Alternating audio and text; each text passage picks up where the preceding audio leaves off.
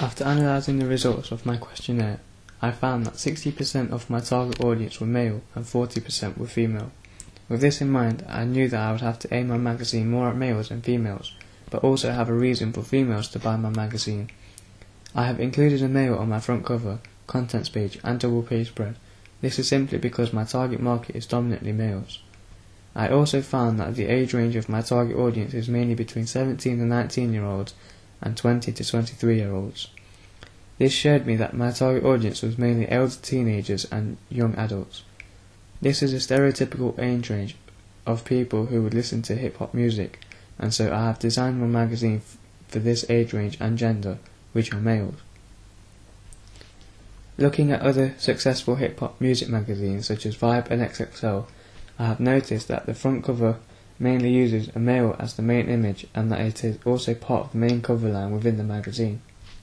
I have stuck to this convention to allow my audience to recognise this familiar pattern within hip-hop magazines. This also makes it easy for them to recognise as a hip-hop genre and also gives other Afro-Caribbean males a role model to look up to and aspire to be like. I have also chosen to use an Afro-Caribbean male on my front cover as 50% of my target audience, so they will prefer to see an Afro-Caribbean artist on the front cover, and also because stereotypically this type of person on the front cover of a music magazine would immediately indicate that it is a hip-hop magazine. This may be stereotypical, but it is also good as I want my target audience to know that my magazine is of the hip-hop genre. The image of the artist on the front cover is a long medium shot. This is because then the audience can see the mise-en-scène.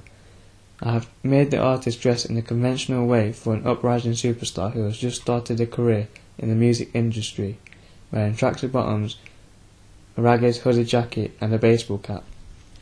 I asked my target audience what their favourite part of the magazine was in my questionnaire. 39% said latest gossip. This meant I should include latest gossip within my magazine, preferably on the double page spread. Only 28%, which was the least amount, said interviews, but the latest gossip I had included in my magazine came in the form of an interview. I thought that if my audience had a chance to read this intriguing interview, then maybe they would become a fan of them and also of the magazine and the artist himself.